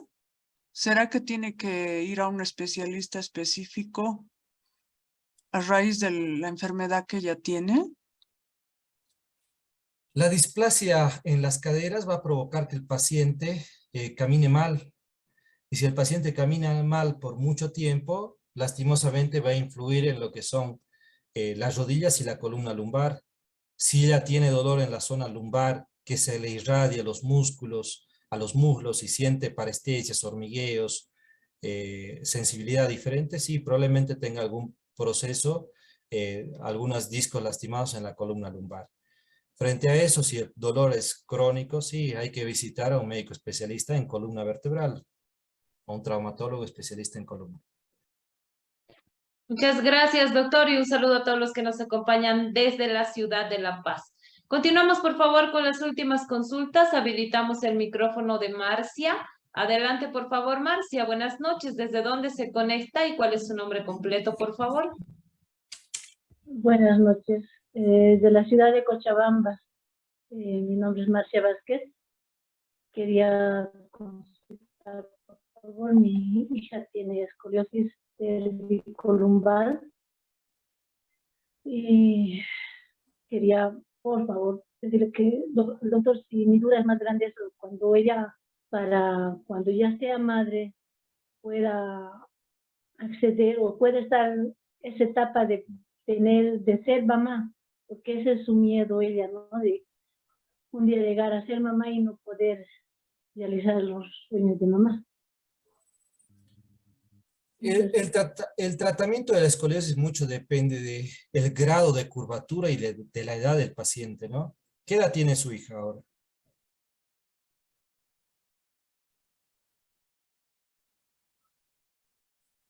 No se escucha bien. Bueno, como le decía, el tratamiento mucho depende del grado de curvatura que ella tenga. Si ella ya es adulta y tiene una escoliosis de menos de 40 años, grados. Doctor. ¿Cuántos? Ahorita tiene 20 años, pero mi pregunta era cuando ella llegara a embarazarse, si ella llegaría a poder, la pregunta. Ella ya tiene, bueno, ahora ya con 20 años tiene un esqueleto maduro. La indicación quirúrgica de su escoliosis es si sobrepasa los 45 grados y no va a tener problemas en cuanto a embarazo. Si es una escoliosis muy severa, lo que va a tener en el embarazo va a ser dolor, pero no tendría que tener problemas para embarazarse o para algún problema en el embarazo. No debería tener problemas. Muchas gracias, doctor, por esta recomendación y un saludo también a todos los que nos acompañan desde la ciudad de Cochabamba. Ahora sí, habilitamos el micrófono de Álvaro José Campos. Por favor, adelante, buenas noches. ¿Desde dónde se conecta? Muy buenas noches, doctor. Me conecto desde la ciudad de Oruro, provincia de Santiago de Catamarca. Bueno, la pregunta es la siguiente. Hace 12 años tuve una doble fractura de tibia y peroné, por la cual me inyectaron o me pusieron la anestesia en la columna, ¿verdad? Pero a partir de eso, los últimos años he tenido dolores de espalda. Al agacharme me cuesta un poco el volver a ponerme recto, ¿no? Y hace 2 semanas, creí que estaba resfriado de los riñones, pero me estaba doliendo tanto la espalda que creí que estaba resfriado de los riñones, pero no fue así. El médico me dijo que que tenía dolores, que estaba mal de la columna, ¿no? Me dijo de que vaya a consultar a consulta externa, pues eso fue en la caja, ¿no? Pero por el trabajo no puedo asistir a la caja, ¿no? A consultar realmente con el especialista. La pregunta es, ¿será que me ha afectado en algo la anestesia que me pusieron en la columna hace 12 años por la fractura de tibia y peroné?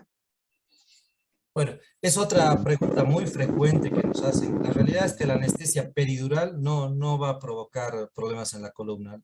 La aguja no llega hasta la vía, o sea, no llega hasta el disco intervertebral, por lo tanto no va a provocar desgaste de la columna.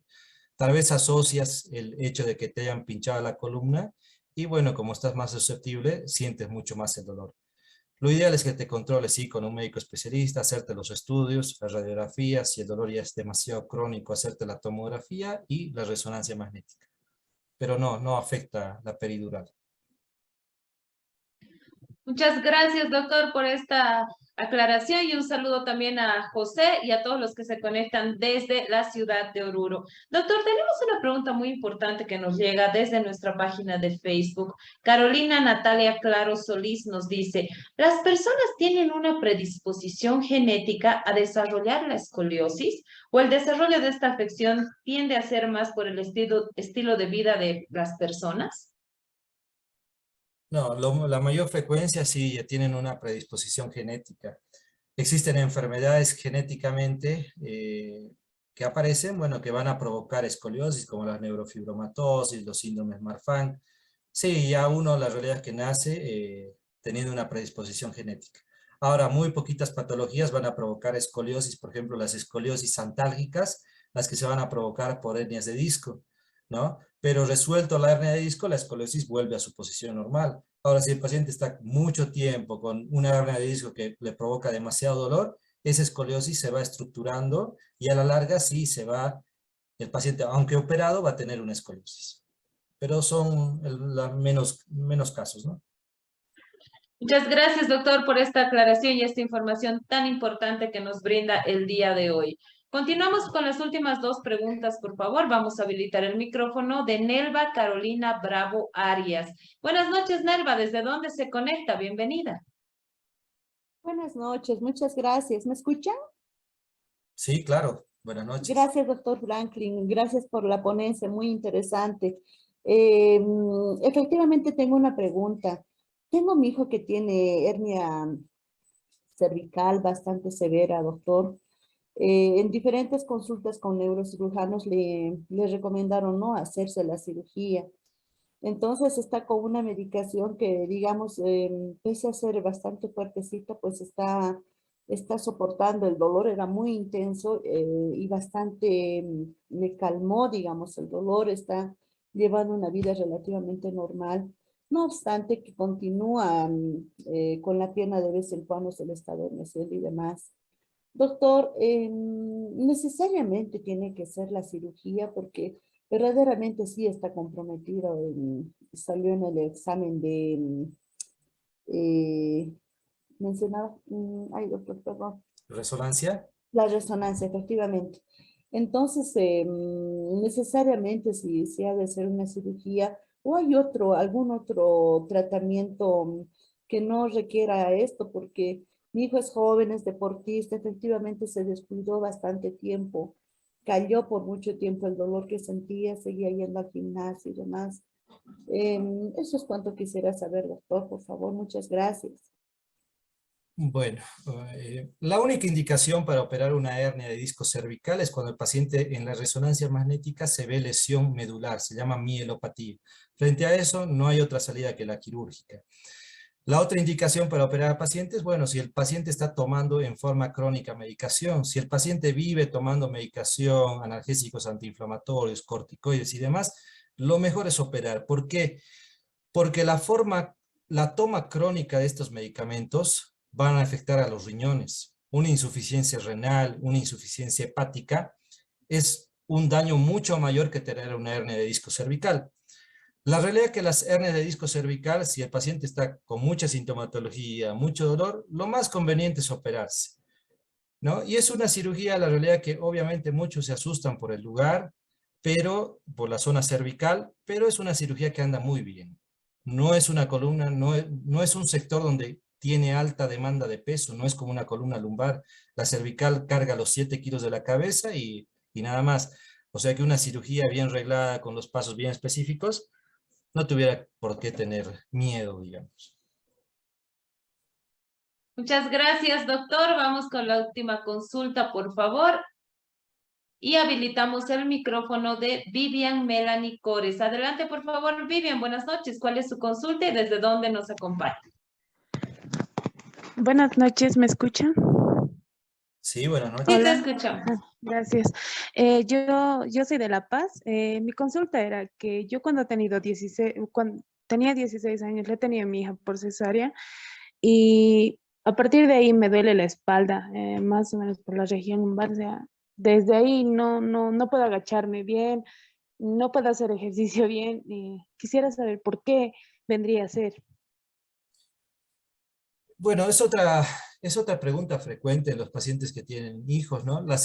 Perdón, el embarazo predispone la hiperlaxitud ligamentaria, los cambios de posición, la hiperlordosis que provoca el bebé en la panza de la madre va a predisponer a dolor de columna, pero no predispone tanto como para que se desgaste esa columna. Probablemente tú, si tienes un dolor ya de larga data y que no está mejorando, de pronto tengas algunos discos un poquito lastimados. Pero bueno, no hay que tenerle demasiado miedo, hacer ejercicios. Básicamente el tratamiento tuyo es ganar buena masa muscular, tener buena musculatura, una buena prensa abdominal, buenos espinales, y con eso, dándole estabilidad a tu columna, tendrías que estar mejor. Muchas gracias, doctor, por esta recomendación y un saludo a Vivian que se conecta desde la ciudad de La Paz. Doctor, estamos en el mes de Cochabamba, así que le voy a pedir una más de yapita, por favor. Tenemos aquí al señor Juan Pablo Cabrera que está conectado con nosotros. Adelante, Juan Pablo, con la última pregunta de nuestro taller del día de hoy. ¿Desde dónde te conectas, por favor?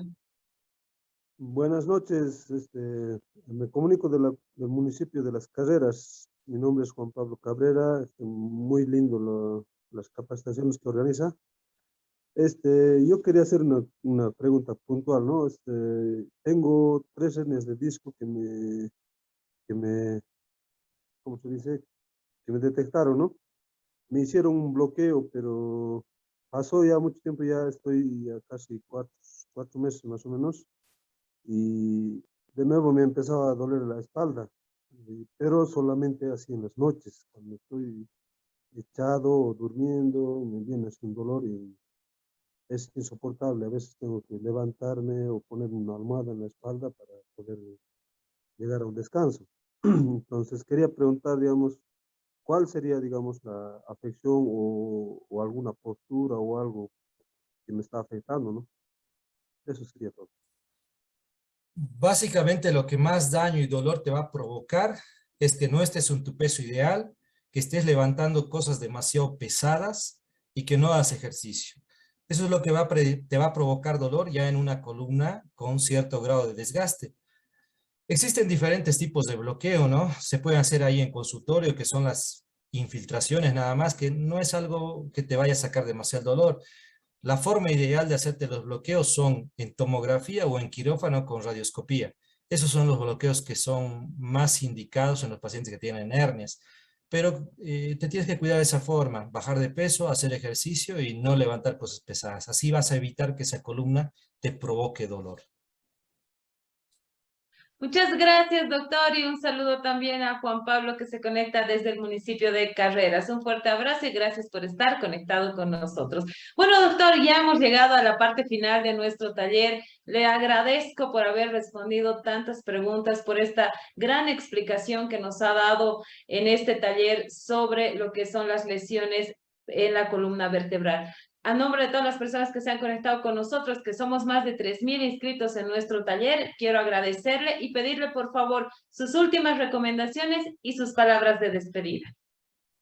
Bueno, muchas gracias por la invitación. Realmente fue algo muy bueno poder compartir con toda Bolivia. Me sentí muy a gusto. Y bueno, recuerden, por favor, que tal vez la patología más invalidante en la columna vertebral pediátrica es la escoliosis. Simplemente observando a nuestros niños, viéndoles la simetría de la espalda, podemos diagnosticar una escoliosis y hacer un diagnóstico y tratamiento oportuno, no llegar a una cirugía. Y en los pacientes adultos, bueno, si el dolor es un dolor que no mejora haciendo ejercicio, bajando de peso, persiste el dolor, por favor, visitar a un médico especialista en columna vertebral. Gracias, gracias.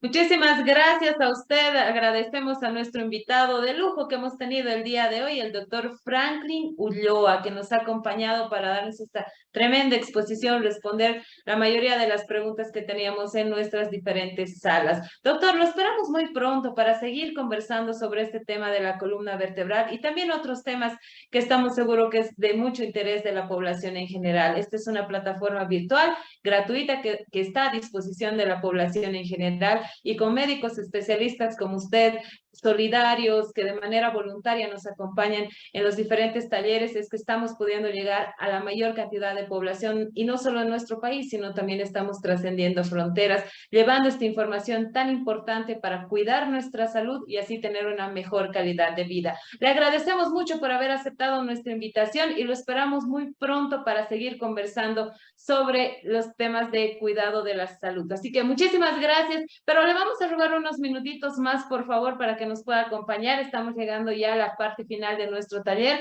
Nuevamente agradecer al doctor Franklin Ulloa por aceptar nuestra invitación y compartir todos sus conocimientos con nosotros. Pero sobre todo agradecer a todos ustedes por haber participado en este nuevo taller de la Escuela de Género. Recordarles a todos ustedes que los certificados de este taller estarán vigentes en las siguientes 72 horas. Tenemos un leve retraso en la entrega de certificados.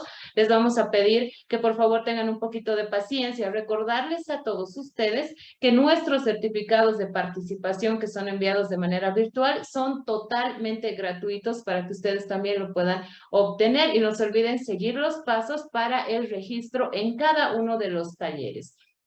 Queremos recordarles a todos ustedes que nuestros talleres de la Escuela de Género y Desarrollo son los días martes a partir de las 18:30. Este martes vamos a tener una actividad muy especial en nuestro taller. Este martes 13 de septiembre, en nuestro taller 122, vamos a recordar un tema muy importante que ahora está de moda en nuestro medio, como es el taller de números 99 de la Escuela de Género, que hemos hablado sobre la viruela del mono con la exposición del doctor Aníbal Cruz. Vamos a tener un reprise de este taller para todas aquellas personas que se han perdido esta información tan importante.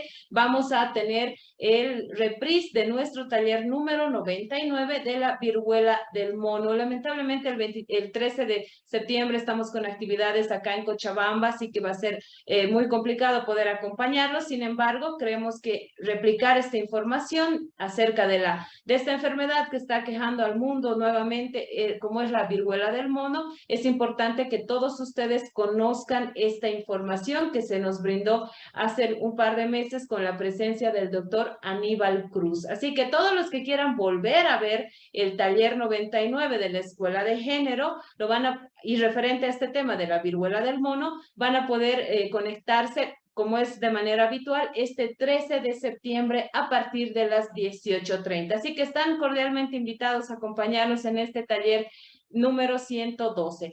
Y para el subsiguiente martes, que es el martes 20 de septiembre, en nuestro taller número 113, vamos a hablar sobre un tema muy importante que todos debemos tomar en cuenta, como es las malformaciones congénitas. Tenemos una invitada de lujo con una gran trayectoria sobre este tema. Vamos a estar hablando sobre estas malformaciones congénitas que afectan a nuestros niños, como por ejemplo el labio leporino, entre otras. Así que están cordialmente invitados también a acompañarnos el 20 de septiembre en nuestro taller número 113 referente a las malformaciones congénitas. Así que, por favor, estén atentos a todas las publicaciones en nuestras plataformas virtuales.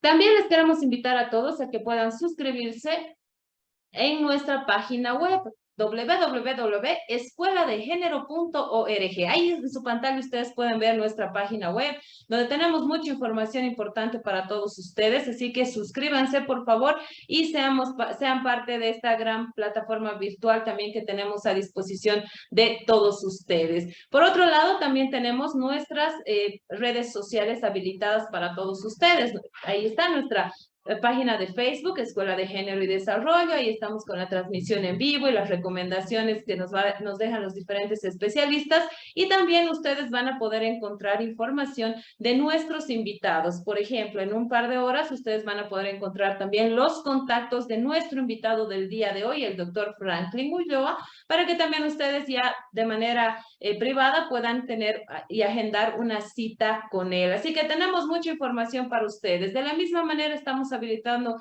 nuestro Instagram para que todos ustedes puedan observar esta información. Por otro lado, tenemos también habilitada nuestro canal de YouTube, Escuela de Género y Desarrollo, para que todos ustedes puedan volver a ver alguno de los talleres que quieran tal vez profundizar un poco más la información o compartir también esta información tan importante. Y si ustedes solamente quieren escuchar los audios de los diferentes talleres de nuestra Escuela de Género, está habilitado también ya en Spotify lo que son nuestros podcasts, donde ustedes van a poder escuchar los audios de los diferentes talleres mientras estamos haciendo algo en casa o estamos de camino al trabajo, y también van a poder compartir esta información. Y por otro lado, también les decimos que en nuestro grupo de Telegram ya somos alrededor de 14,143 suscriptores. Así que sigan, por favor, conectándose con nosotros en las diferentes plataformas, los grupos de WhatsApp también que están habilitados para todos ustedes. Así que cada día nuestra familia virtual va creciendo cada vez más y es gracias a la participación activa de todos ustedes. Bueno, finalmente queremos invitarles a todos a que puedan prender sus cámaras para poder registrar este momento tan especial que hemos vivido el día de hoy en una fotografía virtual que será guardada en la memoria fotográfica de la Escuela de Género y Desarrollo. Nos gustaría estar juntos desde todos los departamentos, las ciudades y también desde los diferentes países. Sin embargo, a través de esta plataforma lo podemos hacer. Así que les pedimos, por favor, que nos regalen una linda sonrisa para que quede grabada nuestra foto grupal número 111 de la Escuela de Género. Vamos despidiendo a nuestro invitado del día de hoy. Le pedimos, por favor, que nos regale una linda sonrisa a nuestro invitado del día de hoy, el doctor Franklin Ulloa. Ahí está, sonriendo nuestro invitado del día de hoy. Lo despedimos. Muchísimas gracias, estimado doctor, y recibo un abrazo de agradecimiento de parte de las más de 3,000 personas que nos hemos conectado el día de hoy para escuchar esta información tan importante. Que Dios lo bendiga y lo esperamos muy pronto en la Escuela de Género. Un abrazo, muy buenas noches. Vamos mandando más saluditos, por favor. Saludos a Nelva Carolina Bravo, a Ruth también, Elba Coyo Aira, al doctor Alex Rodrigo Cajías también. Un saludo a Marco Miranda también, que se conecta desde Santa Cruz. Lo hemos extrañado a Marco también por la plataforma de la escuela. Janet Magne también, un saludo a Juan Pablo Cabrera, que se ha conectado desde el municipio de Carreras con nosotros. Saludos a María Alejandra Egüez, saludos al doctor Fernando Crespo, que nos acompaña martes a martes, y al igual que a Huacho Rocabado. Muy buenas noches y muchísimas gracias. Saludos a Alex, a Jacqueline Amanda Tarqui, a Efraín Galarza, también al doctor Alex Rodrigo Cajías, Gabriela Vitre, que nos acompaña el día de hoy, Elba Coyoaira, la licenciada Patricia Claudia Corrales, también que nos acompaña martes a martes. Vamos mandando más saluditos. Saludos a Máximo, Edwin Flores, María Torres, María Elizabeth Delgadillo. También tenemos a Carolina Natalia Claros. Tenemos a Susana Miño también que nos acompaña. Ahí estamos con... vamos a ver. Vivi Guzmán, Alejandra Aramayo, Florencia Vilca también. Saludos, Florencia. Muy buenas noches. Rey Miguel Loaiza, Alejandra Aramayo, Erwin Flores, Ayrton también que nos acompaña el día de hoy. Les pedimos, por favor, a los que todavía no han prendido su cámara que lo puedan hacer y regalarnos una linda sonrisa para que quede grabada en nuestro foto grupal número 111 de la Escuela de Género. Saludos a Margarita Ríos. Saludos, Margarita. Muy buenas noches. Un abrazo grande para ti. Saludos a Gladys, Isabel Ricaldi también que nos acompaña, Natalia Torrico Durales. Tenemos a Liz Betzeller, espero haber pronunciado bien su apellido, Liz. Un abrazo también para ti. Saludos a Magdalena, esperamos que se recupere muy pronto. Saludos a Gabriel Domínguez, Daniela Terrazas, a la profe Linita también que nos acompaña esta noche, María Isabel Quispe. Quiero agradecer a todos los que se han conectado en esta noche para aprender un poco más sobre cómo cuidar nuestra salud.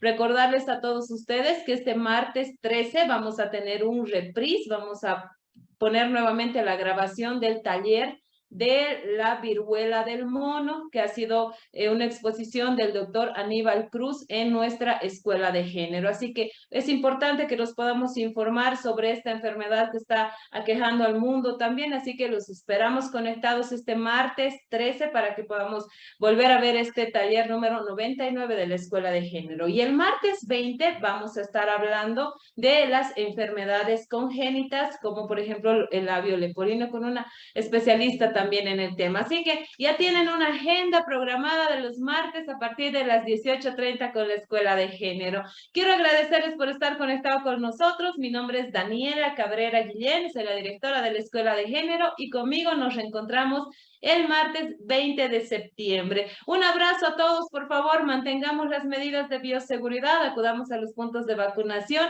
y sobre todo, cuídense, cuidémonos los unos a los otros. Que Dios nos bendiga. Muy buenas noches a todos. Un abrazo grande.